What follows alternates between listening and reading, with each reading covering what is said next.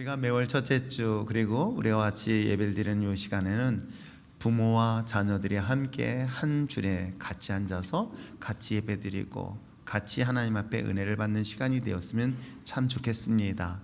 그래야 자녀들은 부모님의 예배드리는 모습을 보고 성장할 것이고, 또 부모들은 다음 세대들 앞에서 모범된 믿음의 자세, 신앙의 자세를 갖추는 것 또한 부모가 마땅히 자녀의 신앙교육에 필요한 것이기 때문에 그 가치를 잊지 말고 여러분 꼭 기억하셔서 예배 회복을 위해서 힘써주는 여러분 됐으면 참 좋겠습니다.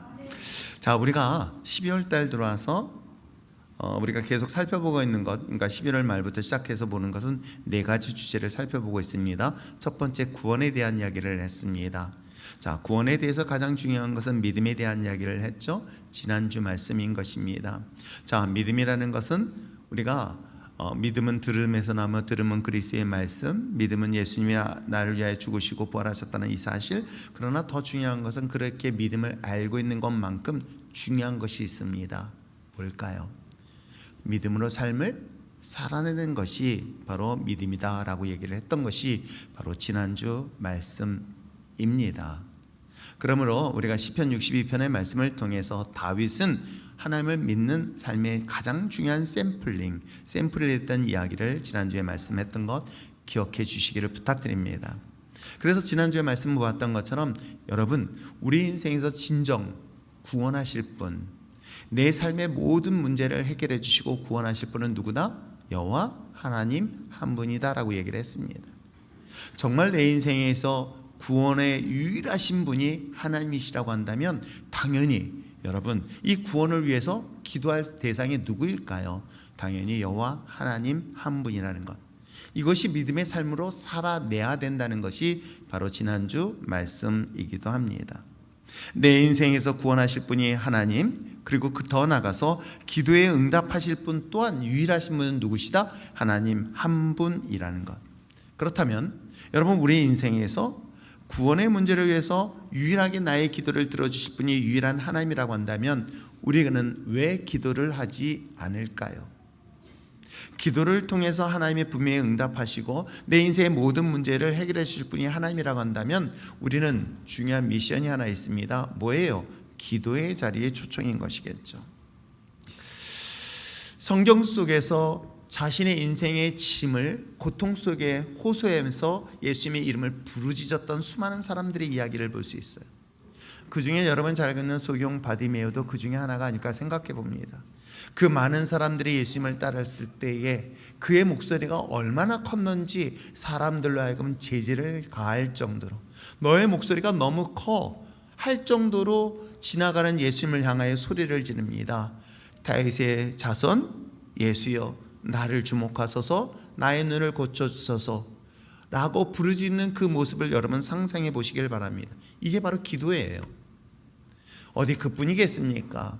우리가 소리만 지르는 것만이 기도가 아니라 자신이 극복할 수 없는 인생의 큰 장애물을 만났습니다. 그래서 자신이 가지고 있는 모든 소유를 다 탕진하면서 자신의 육신의 연약한 질병을 고치려고 애썼던 한 여인, 그럼에도 불구하고 소유한 모든 재산을 탕진하면서까지도 병을 고치려 했으나 고칠 수 없었던 한 여인이 예수님을 만나고 예수님의 옷자락을 만지면 병을 나을 수 있다는 그 작은 소망으로 모든 장애물을 뛰어넘고 극복해서 마침내 예수님의 옷자락을 만졌던 혈루증의 여인. 여러분, 이 자체도 기도라는 것 여러분 아십니까? 여러분, 우리가 정말 하나님을 믿는다고 한다면 그 믿음의 삶의 모습에 가장 중요한 것은 바로 기도하는 것이죠. 그러므로 기도는 하나님이 반드시 나의 기도를 들어주신다, 이 확신을 갖는 것, 그리고 기도는 이 모든 것들에 대한 하나님의 우리에게 응답하시다는 그런 믿음으로 삶을 살아내는 것. 그렇다면 이 기도는 결국은 우리의 믿음의 삶을 살아가는 사람에 있어서 가장 중요한 신앙적 모습이 아닐까 생각해 봅니다. 어느 누구에게도 우리가 기도를 요청하지 않고 기도를 하지 않는다는 것은 정반대로 하나님을 믿지 않는다는 또 하나의 증거가 아닐까 생각해 봅니다. 진짜 하나님을 믿는다면, 정말 하나님을 믿는다면, 제가 왜 이런 진짜라는 말과 이런 말들을 굉장히 많이 강조하는지 아십니까?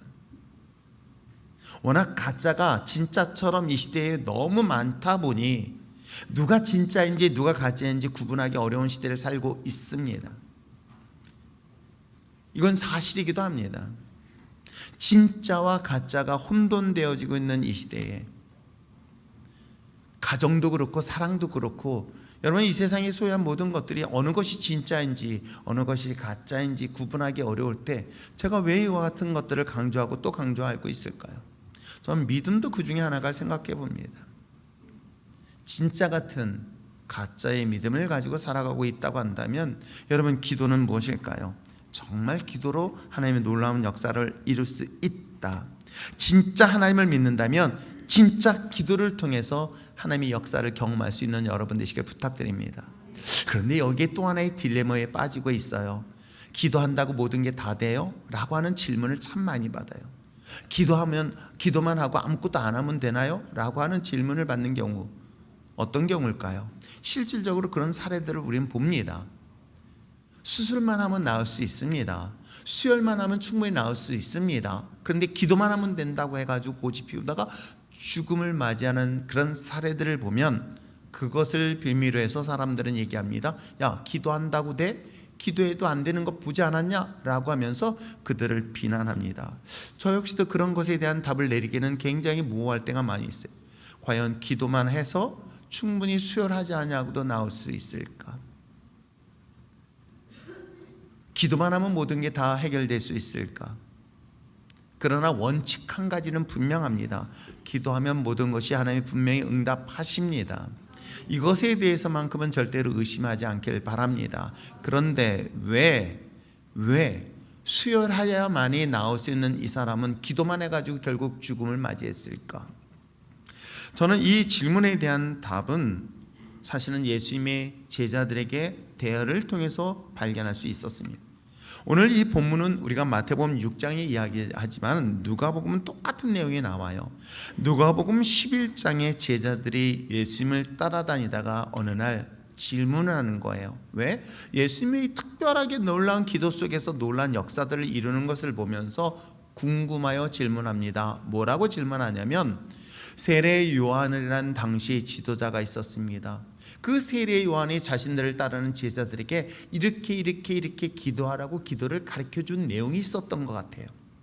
그러니 스승이요, 선생님이요, 우리에게도 기도를 가르쳐 달라고 제자들에게 질문을 하게 되어지고 요구를 하게 되어집니다. 그때 예수님께서 그러면 너희들은 이렇게 기도하라 라고 하는 내용이 바로 오늘 함께 읽었던 주기도문의 내용이기도 합니다. 저는 이 본문의 말씀을 통해서 우리가 기도의 가장 중요한 원리들을 살펴보아야 되지는 않을까 생각해 봅니다. 우리가 마치 정한수를 떠놓고 비나이다 하는 그런 맹목적인 기복적인 것을 말하는 것이 아닙니다. 예수님이 가르쳐주고 있는 기도의 원리를 통해서 우리가 바른 기도의 모습, 즉 내가 믿음으로 하나님을 믿는다고 한다면 기도를 통하여 하나님이 반드시 역사하실 것이다. 그 기도에 대한 하나님의 참된 가르침이 무엇인가를 이 본문을 통해서 발견할 때에 저는 이 원리를 통해서 지금도 여전히 역사하시는 하나님의 놀라운 역사를 경험할 뿐만 아니라 그런 어리석은 결과를 가져다 주지 않을 것이다 라는 또한 확신 또한 이 본문을 통해서 발견하게 되는 것입니다. 그러므로 오늘은 구원에 대한 이야기에 의해서 믿음의 삶을 살아가는 사람들에게 있어서 가장 중요한 기도, 이 기도의 세 번째 단계를 살펴보려고 합니다. 자, 그렇다면 오늘 예수님께서 어떤 방법으로 기도를 하라고 가르쳐 주고 있을까요? 자, 오늘 본문 말씀을 한번 보시겠습니다. 자, 9절 말씀을 함께 읽어보시기를 바랍니다. 9절 말씀, 10절 말씀을 읽어보시길 바랍니다. 9절 말씀을 읽어보시길 바랍니다. 시작. 그러므로 너희는 이렇게 기도하라. 하늘에 계신 우리 아버지여, 이름이 거룩히 여김을 받으시오며. 여기서 이야기하고 있는 거죠. 그건 다음은 이야기하시고요. 가장 중요한 건 뭐예요? 먼저 누구를 부르고 있어요? 하나님을 부름으로부터 출발하고 있는 거예요. 저는 이 말씀을 보면서 우리의 기도의 시작은 뭐부터 출발되어야 되느냐? 하나님과 나와의 관계로부터 출발하고 있다는 것을 꼭 기억하시기를 바랍니다. 여러분, 소통이라는 말은 우리가 많은 사람들로 하여금 듣게 되어집니다. 소통이 돼야 된다라고 서로 이야기를 해요. 부부도 마찬가지입니다. 부부가 소통이 잘 되는 부부가 있고요, 부모와의 자녀 관계가 소통이 잘 되어지는 그런 가족 관계가 있습니다. 그런데 그런 소통이 잘 돼야 될 부부, 연애할 때는 그렇게 소통이 잘 됐는데 결혼하는 순간부터 소통이 불통으로 됐다는 이야기를 참 많이 들어요. 부부간의 갈등도 소통이 안 됨으로 인하여 갈등이 일어나고요, 또 부모와 자녀의 관계도 마찬가지 아닐까요? 소통이 되지 아니하니까는 그 관계가 깨어지고요, 더 나아가서 서로 나아가 불신의 관계를 맞이하는 경우도 참 많이 있습니다. 그 이유는 무엇일까? 저는 그것이 바로 신뢰관계로부터 출발하지 않을까 생각해요. 믿음의 관계죠. 믿음의 관계. 신뢰의 관계가 형성되어지면요, 굳이 대화가 많이 일어나지 않아도, 많이 하지 않아도요, 소통이 분명히 됩니다. 그런 거 있잖아요. 눈으로 봐도 알 수 있다고. 굳이 말을 하지 않아도요, 서로에 대한 신뢰가 충분하다면요, 말을 많이 하지 않아도 충분하게 소통이 됩니다. 근데 신뢰가 깨어졌을 때는요, 믿음의 관계가 깨어졌을 때는요, 말을 무지하게 많이 해도요, 오히려 분노를 느끼고 더 답답함을 느낀다는 소리를 정말 저는 많이 듣게 되어져요. 상대에 대한 불신, 상대에 대한 의심, 분노와 미움이 내 안에 충만했을 때는요, 더 많은 대화를 할수록 더 분노를 느끼고요, 싸우고 갈등하는 경우들까지도 보게 되어집니다. 그러면 우리 인간관계에서도 그와 같은 것들을 충분히 보지 않을까요? 사람과의 관계 속에서도 소통이 되지 않음으로 인하여, 불통으로 인하여 그 관계가 깨어지는데, 하물며 하나님과 나와의 관계는 어떨까? 하나님과 나와의 관계는 온전하게 소통이 이루어지고 있는가라는 것은 이 짧은 기도의 제목을 통해서, 기도를 가르쳐주는 예수님의 기도의 제목, 기도의 가르침을 통해서도 발견할 수 있습니다. 저는 이것을 우리가 일반적 신학적 관점에서 표현하기를 수적 관계와 수평적 관계라고 이야기를 하고 있어요. 그러니까 즉 수직적 관계가 원만하고 형통하면 수평적 관계도 형통하고 원만하게 된다. 그 얘기는 뭐냐면, 하나님과 나와의 소통이 잘 되는 사람은 놀랍게도 인간과 인간관계, 그리고 인간과 자연의 관계도 소통이 된다는 원리를 지금 이 성경을 통해서 우리에게 알려주고 있는 것입니다. 그렇다면 반대로 하나님과 나와의 관계가 소통이 되어지지 않으니까 이 관계가 단절되고 깨어졌다고 하면 어떤 현상이 나타날까요? 나와 자연의 관계, 나와 인간의 관계도 깨어지게 되어 있습니다. 그것이 바로 에덴 동산에서 선악을 알게 한 나무 실과를 먹었던 아담과 하와의 범죄 이전과 이후의 차이예요. 여러분, 범죄하기 전 아담과 하와, 뼈 중에 뼈, 살 중에 살이라고 하면서 그 부부의 관계가 뭐로부터 깨어졌어요? 선악을 알게 한 나무 실과를 먹고 난 이후의 관계가 깨어졌어요. 아내는 남편을 사모하는 단계가 돼버렸어요. 남편은 아내를 지배하려고 하는 그런 관계가 되어지는 것을 성경은 분명히 볼 수 있었어요. 그 이유가 뭐 때문이었다? 죄 때문이었던 거예요. 근데 놀랍게도 여러분, 하나님과의 관계가 죄로 인해 깨어지니까 부부의 관계가 깨어졌습니다. 어디 그뿐이었습니까? 내가 자연과의 관계는 노동을 말하는 거예요. 내가 아무리 수고하고 땀 흘리고 노력해도요, 그 얻는 결과는 뭐예요? 가시와 엉겅퀴밖에 얻지 못하였다는 거예요. 한 해 동안 열심히 공부했습니다. 그럼 열심히 한 결과가 어떤 결과를 가져다 줄까? 이건 굳이 말하지 않아도 우리는 큰 기대를 합니다. 그런데 그 결과는 우리의 기대와 다른 결과를 가져다 준다. 이러한 원리들을 본다면 여러분, 왜 수적 관계가 우선순위인지를 분명히 보여주는 내용이기도 합니다. 아무리 인간관계를 노력해도요, 하나님의 관계가 깨어지면요, 인간관계는 깨어지고요, 자연과의 관계, 즉 내가 노동하여 땀 흘린 결과도 깨어지게 되어 있습니다. 이게 바로 성경이 우리에게 가르쳐주는 논리고 원리이기도 합니다. 저도 사실은 예수님을 중간에 만났어요. 예수님을 인격적으로 만났습니다.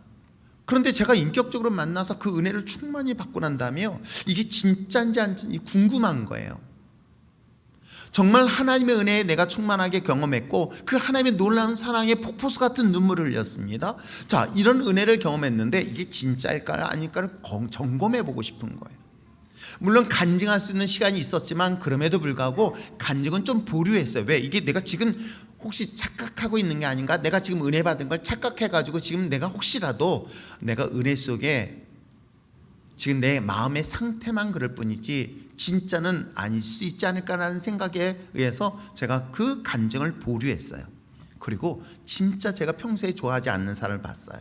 정말 평소에 원수 같은 사람을 만났습니다. 그런데요, 내 마음에 놀라운 변화가 시작된 걸 알게 됐어요.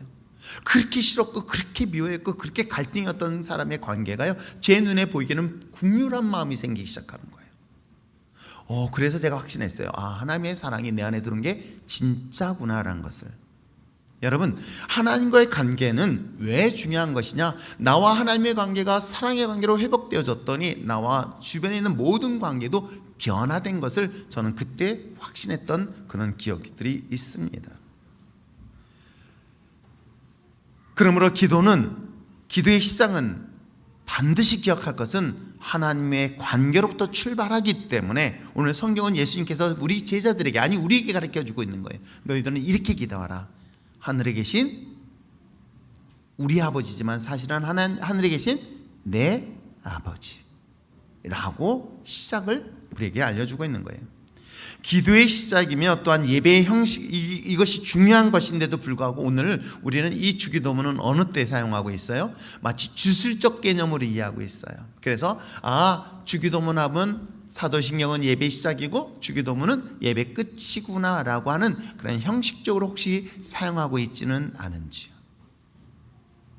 많은 사람들이 구원을 받고 믿음으로 삶을 살아가는 데 있어서 이 기도를 통해서 하나님의 역사하심이 있어야 되는데 왜 하나님 내 기도는 들어주지 않을까? 기도하는데 아무런 역사 일어나지 않을까? 라고 하는 중요한 이유는 나와 하나님의 관계의 부름으로부터 출발하고 있음을 꼭 잊지 마시길 바랍니다.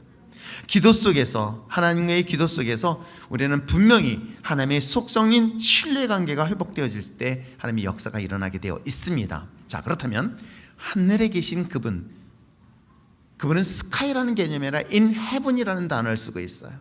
이거는 단순히 하나님이 어디 계시다라는 개념이 아니에요. 하나님 멀리 하늘에 계신, 저 3층 천에 계신, 즉 나와 그분과의 거리가 먼 개념이 아니라 이 안에 통치하시고 다스리는 개념으로 이해하셔야 되는 거예요. 하늘에 계신 그 하나님은 나의 삶을 주관하시고 인도하시고 다스리시며 함께 동행하시는 그분. 근데 그분은 이 땅의 모든 것들을 통치하시고 주인이신 분이 누구시다? 하나님이라고 얘기를 하는 거예요. 그런데 하나님이란 그 대상을 뭘로 부르고 있어요? 아버지라고 부르고 있는 거예요. 하나님이라고 한다면, 그리고 하늘에 계신다는 그분이라고 한다면 나와는 거리가 멀게 느껴져요. 그리고 그분은 하나님이라고 한다면 내가 감히 근접할 수 있는, 접근할 수 있는 그런 존재의 대상으로 보여져요. 근데 그분이 누구다? 나의 아버지라는 거예요. 한 번쯤 여러분 생각해 보세요. 제가 지난주에 사진 한 장을 받아왔어요. 와, 사진 찍고 5분도 안 돼서 사진을 주더라고요. 그럼 요즘 되게 사진 기술이 좋아졌는가 했더니 아주 그것이 훈련되어지고요, 정의가 돼 있어요. 그래서 내가 거기 가지고 사실 은혜자매를 찾았어요. 은혜자매가 여기서 근무했었을까라고 그 방도 보고요, 다 그랬어요. 어딘지 알겠죠? 몰라요? 시장실이에요. 시장실에 갔더니 시장하고 사진을 찍고요, 그걸 사진을 주더라고요. 난 왜 주는지 몰랐거든요. 이게 가문의 명예구나. 근데 여러분, 제가 대통령이라는 분을 아버지라고 하긴 안 되겠네, 같은 학번이니. 그래, 아버지라고는 곤란하다. 그런데 아무튼 나보다 나이가 한 40살이나 많으신 분이 대통령이라고 한번 상상해 보세요. 근데 그 대통령이라는 이름을 부르는 것과 내가 아버지라는 이름을 부르는 건 얼마나 많이 차이가 날까? 내가 대통령하면 나에게 먼 거리예요. 그래서 사람들은 대통령이나 어떤 그런 권력을 가진 사람 가까이 붙으려고 하는데 그분이 누구라고 얘기하는 거예요? 아버지라는 거예요. 여러분, 이게 사실은 얼마나 자신의 포지션, 자신의 위치가 달라지는 거 아시나요? 하나님이라는 존재는 나에게 먼 존재예요. 하나님의 존재는 저 멀리 하늘에 계신 분 같지만 그 하나님은 이 땅의 모든 걸 다스리고 통치하시는 분이 누구시다? 나의 아버지라고 부르고 있는 거예요. 이게 바로 기도의 시작인 거예요. 기도의 응답의 첫 번째 시작이 여기서 출발하고 있는 것 여러분 아십니까? 그런데 문제는 뭐냐면 그 아버지와 하나님이라는 그 아버지라는 관계가 나의 육신의 아버지의 관계랑 딱 조명을 해보니 이게 깨져 있는 거예요. 하나님과의 나의 관계가 아버지와 아들의 관계인데, 놀랍게도 나는 현실적인 삶의 현장에서는 나의 육신의 아버지와 나와의 관계가 깨어져 있는 거예요. 여러분, 여기에서 굉장히 중요한 포인트가 있어요. 왜 하나님께서 나와의 관계가, 분명히 나는 하나님 관계는 나의 아버지고 나는 그의 아들이라고 하는데도 불구하고 왜 하나님 나의 삶 속에서 분명히 하나님이 기도하면 그것을 들어주겠다는 그 약속의 하나님, 내 기도를 무엇을 원하든 구하여 기도하는 그 응답하시는 그 하나님의 나의 관계가 여전히 나의 관계가 깨어져서 그것이 응답되지 않는 것은 사실은요, 나와 내 육신의 부모의 관계가 깨어졌을 때 여러분, 그 관계가 하나님과 관계가 온전하지 않음을 또한 알 수 있는 대목이 되어지기 때문에 그래요.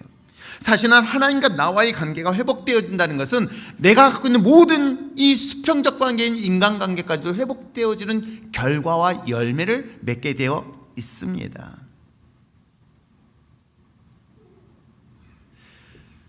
육신의 아버지의 관계가 회복되어지면 그러면 하나님과 관계가 회복되어질까? 그렇지 않습니다.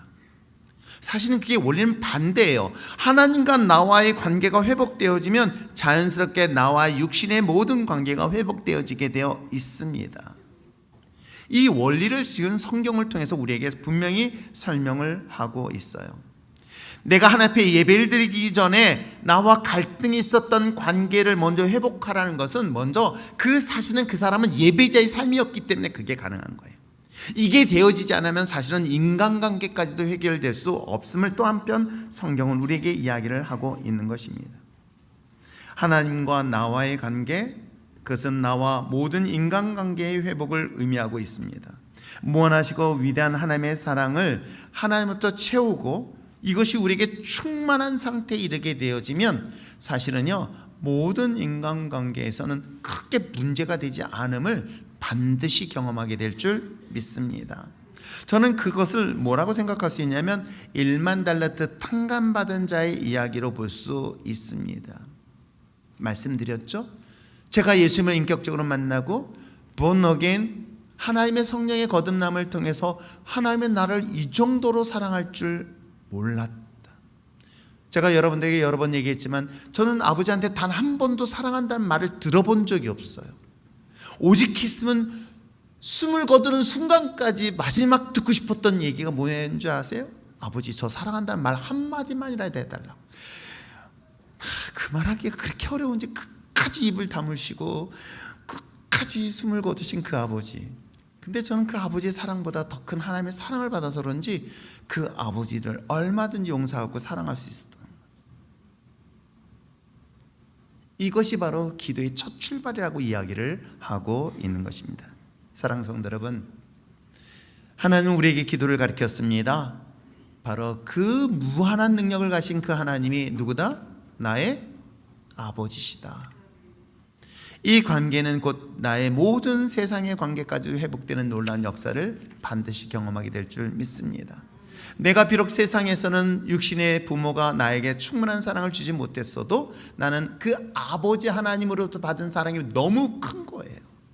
이 사랑이 너무 크기 때문에 이제는 더 이상 내 육신의 부모한테 사랑 안 받아도 난 충분해. 왜? 난 충분한 사랑을 받았기에. 오히려 그 충분한 사랑 때문에 내가 육신의 부모까지도 사랑할 수 있고 용서할 수 있고요, 모든 사람을 품을 수 있게 되는 거예요. 이게 바로 기도가 막히지 않은 중요한 첫 번째 비결을 설명을 하고 있는 것입니다. 기도가 형통할 수 있고 기도가 반드시 응답될 수 있었던 것은 나의 주신 그 놀라운 하나님의 사랑하심이 내 안에 충만하고 나니 내 모든 인간의 관계가 원수가 될 수가 없는 거예요. 다 용서가 되는 거예요. 사랑이 되는 거예요. 그 결과가 나의 기도의 문을 활짝 여는 중요한 첫 번째 관문. 이것 때문에 주님께서 뭐라고 기도하고 있습니까? 하늘에 계신 나의 아버지라고 먼저 기도하라고 이야기를 하고 있는 것입니다. 그러면 두 번째, 하나님과 나와의 관계 속에서 우리가 두 번째 기도의 단계는 무엇일까요? 우리가 아까 읽었던 9절과 10절의 말씀에 보니까 이렇게 이야기하고 있죠. 이름이 거룩히 여김을 받으시오며 나라의 임하옵시며 뜻이 하늘에서 이룬 것 같이 땅에서도 이루어지길 원합니다라고 기도하고 있어요. 여러분, 여기서 우리의 중요한 두 번째 포인트는 뭐예요? 하나님과 관계가 회복되었다고 한다면 기도의 우선순위를 말하고 있어요. 어떤 우선순위를 말하고 있을까요? 나와 하나님과 관계 속에서 하나님의 뜻을 먼저 구하라는 거예요. 기도의 원리의 가장 중요한 지혜로운 선택은 기도의 방법은 여기에 있습니다. 여러분, 모든 것이 순서가 있습니다. 모든 것이 순서가 있는데요, 그 순서를 어긋나게 한번 해보세요. 자, 우리가 이제 대학 시험을 보고 이제 준비하고 대학 입학을 준비하고 있는 우리 학생들, 그리고 등등의 이제 공부하고 있는 학생들이 있습니다. 그런데 정말로 공부를 열심히 잘하는 친구들은 보면 공부의 순서도 알아요. 그리고 먼저 중요한 것들을 알아요. 어떤 예상 문제가 어떻게 나온다는 것 정도를 미리 공부를 해요. 그리고 자신들이 할 수 있는 것. 그런데 옛날에 아주 오래전이에요. 오래전에 정말 시험을 못 봤던 친구의 이야기를 합니다. 왜요? 문제를 쭉 풀다가 보통 요즘 문제들은 어떻게 나오면 처음엔 쉬운 문제 나오다 갈수록 어려워지는데, 어떻게 하다 보니까 한 서너 문제 나오는데 문제가 되게 어려운 문제, 자신에게 어려운 거겠죠. 어려운 문제를 딱 만났습니다. 근데 어려운 문제를 했으면 어떻게 해야 돼요? 어떻게 해야 되니 우리 청년들? 수련아, 문제가 많이 어려운 문제가 나왔다? 안 푼다. 포기한다? 그 다음 문제를 풀지 않을까? 그렇죠? 그 다음 문제를 빨리 풀어야 될 거 아니야. 그리고 풀고 난 다음에 하지 못한 걸 요걸 남겨놔야 되는 거예요. 그런데 한 친구는 요 문제를 가지고 넘겼다가 그때 당시에 답을 쓰는데 그 답을 한 칸씩 올리는 바람에 시험에 실패한 사례가 있어요. 근데 그 얘기가 아니라, 여러분 문제가 어려운 게 있어요. 그러면 그 다음에 빨리 넘겨서 그 다음 문제를 풀면 참 좋은데, 그 문제 가지고 시험 시간 내내 끙끙대면서 다음 문제를 못 풀었다고 하면 한번 보세요. 어떨까요? 결국은 시험 문제도 자기에게 먼저 해야 될 것과 나중에 해야 될 것, 수학 문제부터 산수 문제 다 마찬가지입니다. 모든 것들이 먼저 해야 될 것이 있고 나중에 해야 될 것이 있어요. 내가 정말 내 인생에서의 구원의 문제를 기도하면서 하나님의 응답되어짐에 대한 것들도 기도하는 것도요, 이게 먼저 해야 될 것이 있고요, 나중에 해도 될 것이 있어요. 그런데 우리는 거꾸로 해요. 근데 놀랍게도 기도는 분명히 우리에게 가르쳐주고 있어요. 나와 하나님의 관계부터, 그리고 그 다음에 풀어야 될 건 뭐예요? 하나님의 뜻에 대한 이야기를 하고 있는 것입니다. 하나님의 관계가 중요하지 않은 것이 아닙니다. 너무나 중요합니다. 이 중요한 우선순위를 끝나고 난 다음에 그 다음에, 근데 우리는 이 문제를 하지 않아요. 하나님과 나와의 관계는 중요하지 않아. 하나님의 뜻도 중요하지 않아. 누가 중요해? 내가 중요해. 난 내 뜻만 구하고 있는 거예요. 여러분, 자녀도요, 눈치 없는 아이들은 지 것만 얘기했다가 두들겨 맞는 경우도 있어요. 잘 모르죠? 제 여동생 중에 그 큰 놈이 그래요. 엄마한테 뭐 해달라고 땡깡 부리다 꼭 맞고 안 해줘요. 그런데 여러분, 부모의 마음에 합당하고 부모 마음을 기쁘게 하면요, 내가 요구하는 것을 다 들어줘요. 하물며 하나님은 어떨까요?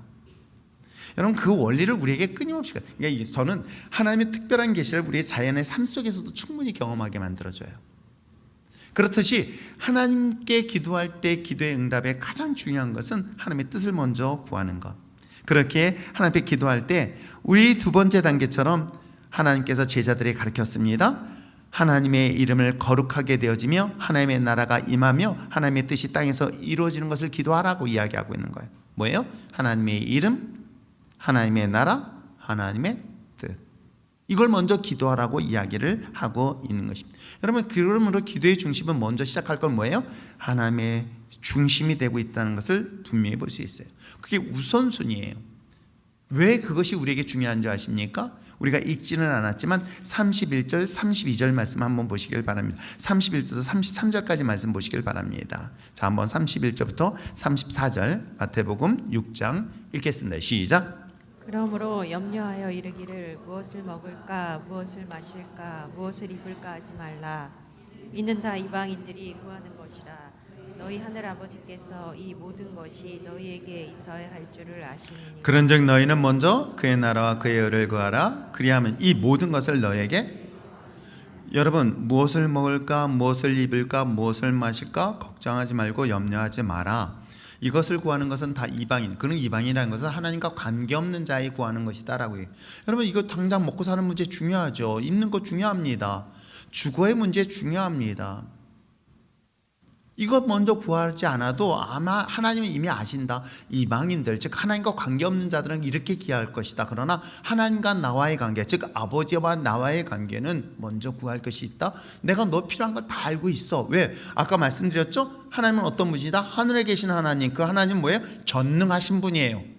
전지하시는 하나님이에요. 그렇기 때문에 나의 모든 걸 아시는 분이에요. 나의 필요한 것 정말 정확히 아세요. 그 하나님은 이미 아시기 때문에 너 먼저 구할 것이 있다. 먼저 그 나라와 의를 구하라. 그 얘기를 지금 하고 있는 것입니다.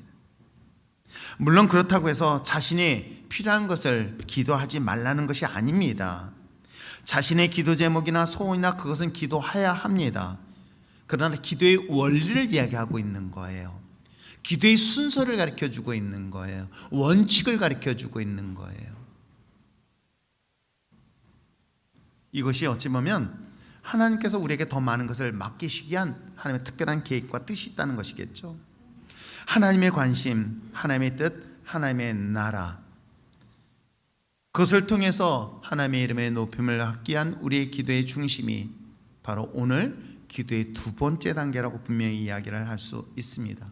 그런데 참 많은 분들이 그런 얘기해요. 하나님의 뜻을 잘 모르겠습니다 라고 얘기를 합니다. 그러면 하나님의 뜻을 알기 위해서 제가 성경을 읽히는 이유가 여기에 있는 것 아닐까요? 괜히 저한테 와가지고 목사님 하나님 뜻이 무엇입니까? 물어보지 마세요. 성경이 있습니다. 그랬더니 또 오늘은 오늘 어떻게 말씀하실까? 그러지는 마세요. 제발 그러지 마세요. 이거 옮겨가지고 했다가 가론 유다가 자살하는 게 보이네. 오늘 죽으라는 소리. 이런 하지 마세요. 제발 성경을 제가 읽기라는 이유는 이 성경을 통해서 하나님의 뜻을 알라는 거예요. 평소에 하나님의 뜻을 알라는 거예요. 여러분 하나님과 대화를 하는 건 하나님과 대화를 충분히 나눌 수 있는 건 말씀밖에 없기 때문에 그래요. 그래서 저는 공부하는 학생들 대학을 입시하면서 내가 먼저 이 과목부터 저는 그것보다는 먼저 성경부터 읽으라 그래요. 공부하기 전에 먼저 성경부터 읽어라. 내가 일하기 전부터 먼저 성경 말씀을 읽어라. 저 역시도 훈련할 때 그렇게 훈련 받았어요. 제가 하루의 일과의 시작을 항상 말씀을 시작했어요. 아침에 출근하기 30분 전, 그전엔 시간 맞춰서 출근했던 저의 스타일을 바꾸기 시작한 거예요. 30분 전에 먼저 출근해요. 책상에 앉아서 그날 하루의 일과를 했던 습관을 버리고 먼저 성경부터 봤어요. 뭐예요? 이것이 하나님과 나와의 첫 번째 대화의 시작이기 때문에 그래요. 하나님이 내게 말씀하신 걸 들어야 되잖아요. 그분이 내게 오늘 원하시는 말씀을 들어야 될 거 아니에요. 하나님의 뜻을 알아야 될 거 아니에요. 이것이 삶에서 나에게 자연스럽게 훈련되어져 있는 거죠. 사랑하는 성도 여러분, 오늘 여러분들이 기도의 응답 속에 가장 중요한 두 번째 단계, 하나님의 나라, 하나님의 뜻, 하나님의 이름, 즉 하나님 앞에 우선순위를 둘 수 있는 여러분 되시길 부탁드립니다. 그리고 세 번째 단계가 바로 우리 자신을 위한 거예요. 뭐예요? 오늘 마지막으로 하나님 앞에 자신을 위한 건데 사실은요, help me, 하나님 도심을 구하는 기도예요. 자, 정리해 봅시다. 하나님은 어떤 분이에요? 나의 아버지예요. 그분은 어떤 분이시다? 전지하시고 전능하시다. 그 하나님 앞에 내가 구하는 거예요. 그래서 아버지 하나님, 내가 세상의 그 어느, 여러분 세상에 그 누구도 나를 도울 분이 없어. 그러나 아버지는 나에게 힘이 되어줘. 제가 우리 아들들 키워보면서 그걸 느껴요. 이놈의 새끼들은 신혼여행 가서도 엄마하고 전화 통화해. 근데 아빠한테 전화할 때는 언제일 것 같아요? 근데 전화 오면 겁이 나요. 아버지, 저 통장에 돈이 없는데 여행비 떨어져. 이런 소리 할까 봐. 그러면서 또 한편으로는 흐뭇해요. 왜요? 우리 아빠한테 얘기하면 들어줄 거다. 우리 하나님도 그런 분이에요. 나와 하나님의 관계는 그런 분이다. 그래서 먼저 구할 것은 뭐다? 하나님의 뜻을 먼저 구하라. 그리고 난 다음에 하나님의 도우심을 구하는 기도예요. 근데 이 도우심의 기도도요, 한번 보시길 바랍니다. 어떻게 하고 있는가? 자, 한번 보겠습니다. 몇 절부터요? 11절부터 한번 읽어보시길 바랍니다. 11절부터 몇 절까지요? 13절까지 한번 읽어보시. 아니 11절, 네, 11절만 한번 읽어보시길 바랍니다. 자, 11, 12절 읽겠습니다. 시작. 오늘 우리에게 일용할 양식을 주시옵고 우리가 우리에게 죄진 자를 사하여 준 것 같이 우리 죄를 사하여 주옵시고. 자, 13절. 우리를 시험에 들게 하지 마옵시고 다만 악에서 구하옵소서. 여기까지. 이것이 바로 하나님의 도우심을 구하는 세 가지 기도 형태가 딱 나와요. 첫 번째 뭐부터 구해요? 양식을 위한 기도가 있어요. 저는 이걸 보면 생존을 위한 기도, 그것도 하나님 앞에 구하십시오. 그게 나쁜 게 아니라는 걸 얘기하고 있는 거예요. 이게 기복이라고 말하는 사람들이 종종 있어요. 아닙니다. 하나님 분명히 나의 생존, 즉 일용할 양식을 위하여 기도하는 건 이건 자연스러운 것이다. 근데 우리는 그 또한 기도를 안 해요.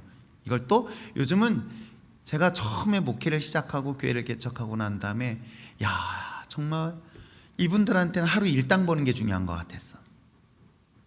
여러분 모르겠지만 저는 그때 당시 직장을 다니시는 분들보다는 하루 일당 아니면 하나님 이분에게는 오늘 좋은 고초를 주는 게 축복입니다.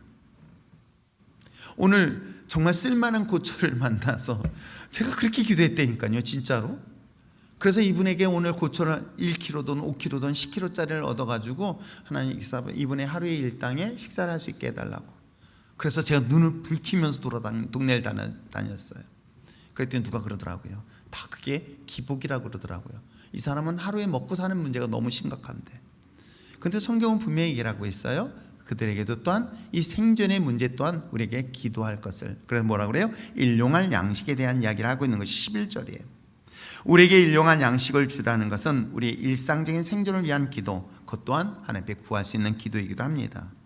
기도하면 양식이 하늘에서 혹시 떨어진다라고 해서 그렇다고 해서 아무것도 하지 않는 것을 말하고 있는 것은 아닐 것입니다. 누가 그러더라고요. 또 기도하면 하나님께서 막 그냥 까마귀를 통해서. 그러면 내가 그런 얘기를 가끔 제가 들을 때는요, 그냥 콧구멍을 쓰지 눈을 확 쑤시고 싶어요. 왜냐하면 지가 엘리야도 아니잖아. 아니 물론 본인이 엘리야면은 뭐 까마귀를 통해서 먹이던 천사를 통해서 할 수 있어요. 본인은 엘리야가 아닌데 문 자기가 까마귀를 통해서 그래서 일 안 하는 게으른 사람들이 있어요. 근데 전 일하라고 그래요. 자기의 주어진 일은 최선을 다해라. 할 수 있는 일을 최선을 다해서 일하라. 하나님께서 일용할 양식을 위해서 간구하고 또한 주어진 주어진 일들에 대해서는 또한 최선을 다할 것을 사실은 성경은 우리에게 이야기하고 있어요. 왜냐하면 하나님께서 천지를 창조하셨습니다. 생육하고 번성하고 땅에 충만하고 이 땅 모든 걸, 그러면서 뭐라 했냐면 이 땅에 있는 에덴 동산의 모든 걸 다 먹으라 라고 했어요. 그랬더니 아담과 하와는 아무것도 안 했어요. 착각하지 마세요. 창세기 2장에 보면 그들에게 뭐예요? 경작이라는 단어가 나와요. 경작할 사람을 만들기 위해서 아담과 하와를 허락하신 건 여러분 아세요? 그러니까 그에게는 이 땅에 있는 거 모든 거 다 먹어. 근데 난 그래가지고 성경을 보면서 여기 있는 과실을 그래 노동 안 하고 가만히 앉아서 다 따먹고 노는 줄만 알았어. 그랬더니 그게 뭐예요? 노동을 요구하고 있다는 것 여러분 아세요? 이게 창세기 1장과 2장의 이야기이기도 합니다. 다만 그 노동은 우리에게 주신 축복 중에 하나가 뭐예요? 결실을 100배를 얻기 때문에 그런 거예요. 근데 죄로 인해서 내가 땀 흘려도 뭐예요? 가시와 엉겅퀴밖에 얻지 못하는 것이기 때문에. 그래서 노동은 반드시 우리에게 주신 축복 중에 하나예요. 일을 하십시오. 내가 가지고 있는 일을 통해서 경제적 활동을 하십시오. 그것이 성경이 우리에게 가르쳐주고 있는 이론이기도 합니다. 내가 수고하고, 여러분 보세요. 하나님께서 이스라엘 백성, 여기서 일용할 양식이라는 것은 유대인들에 있어서 이스라엘 사람들에게서는 굉장히 쉽게 다가오는 내용이기도 합니다. 자 봅시다. 그들은 아침에 눈을 뜨고 창문 밖을 나가면 뭐예요? 만나를 쫙 깔아줘요. 그랬더니 그 만나가 자기 곡간으로 들어와요? 아니요. 새벽같이 일어나서 그것을 거두는 수고, 내 노동의 대가와 수고가 있어야 된다는 거예요. 반드시 노동에 대한 대가가 하나님은 우리에겐 일용할 양식으로 돌아오고 있다는 건 여러분 아십니까? 하나님의 은혜로 죄로 인하여 우리는 수고하고 땀 흘려도 우리는 얻지 못했던 우리 인생 가운데서 주님의 십자가의 구속을 통해서 구원받은 믿음의 자녀들, 이제는 귀한 열매, 탐스럽고 아름다운 열매의 결실을 얻는 것 또한 하나님 우리에게 주신 축복이라는 것 잊지 마시기를 바랍니다. 그러므로 우리가 기도할 때 일용할 양식을 위하여 기도하되 여러분의 주어진 일들에 최선을 다할 수 있는 여러분 되시길 부탁드립니다. 또 하나 볼 수 있습니다. 하나는 뭐냐면 관계적인 평화를 위해서 기도하라는 거예요. 그게 바로 12절이에요. 어떤 내용이 나오죠? 우리가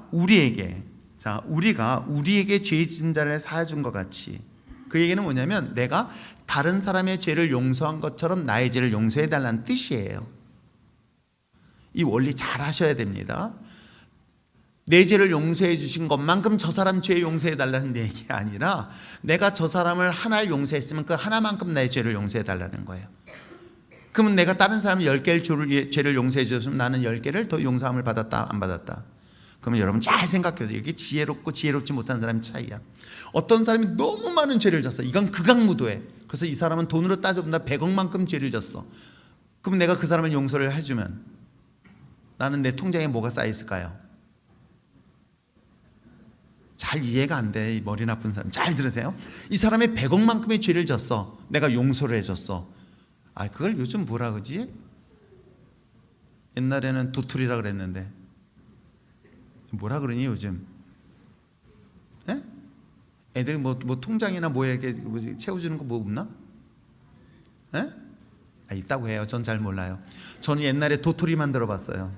처음에 도토리 준다고 하길래 야, 도토리가 뭔지 몰라가지고 아, 진짜 도토리 그건 줄 알았어요. 근데 도토리가 그건 줄 몰랐고요. 아무튼 여러분, 내가 만약에 상대방에 대하여 죄를 100억을 내가 용서를 했다면 내 통장에 뭐가 쌓여 있는 거예요? 이미 100억만큼 쌓인 거예요.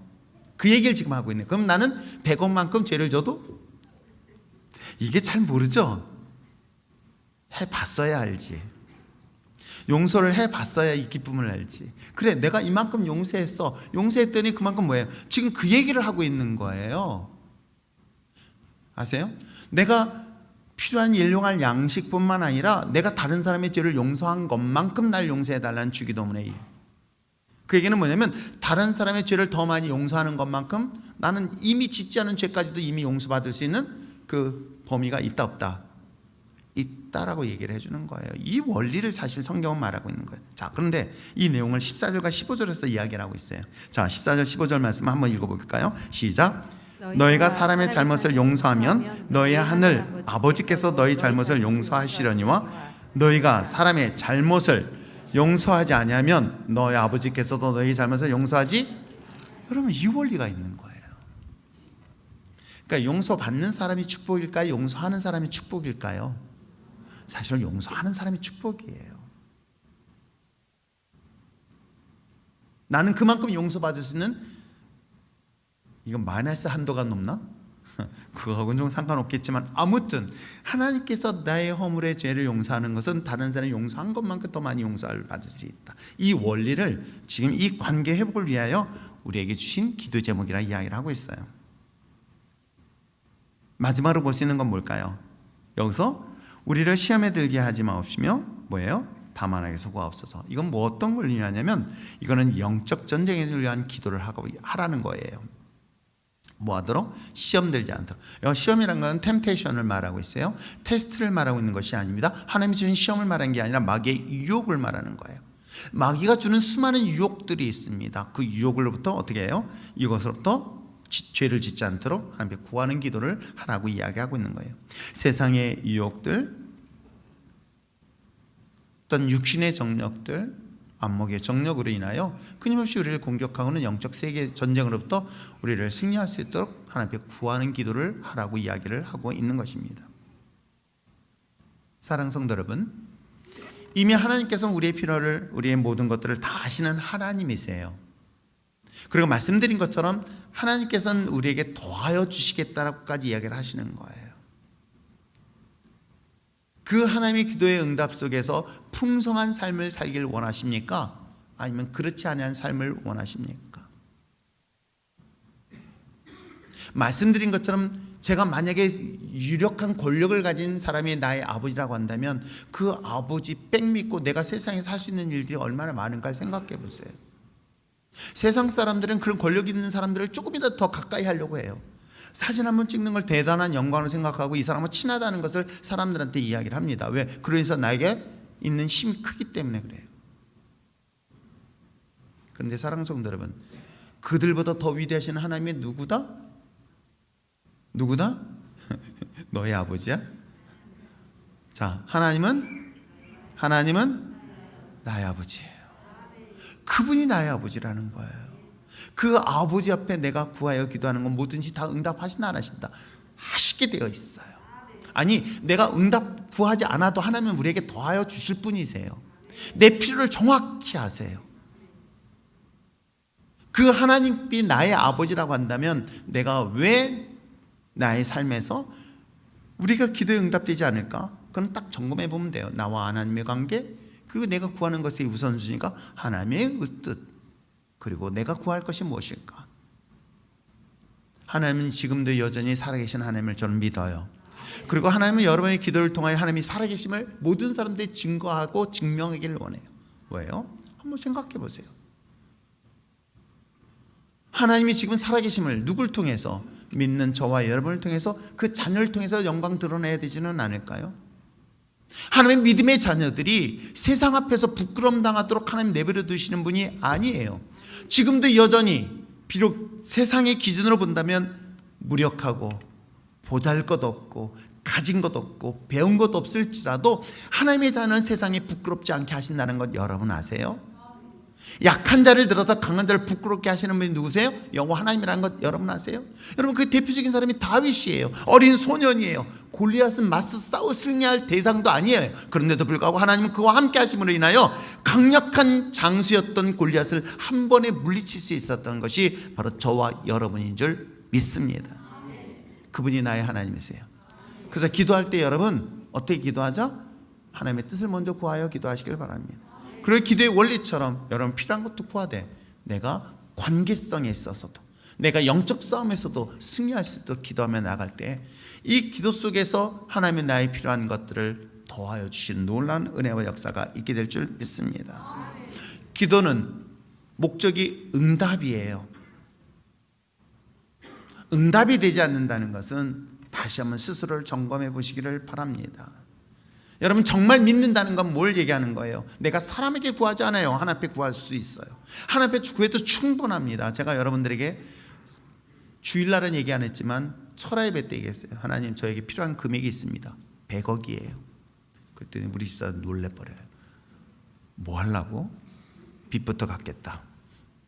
나는 괜찮았는데 다음 후임을 위해서라도 갚아야 되겠다. 두 번째, 하나님 제가 교육기관이 필요합니다.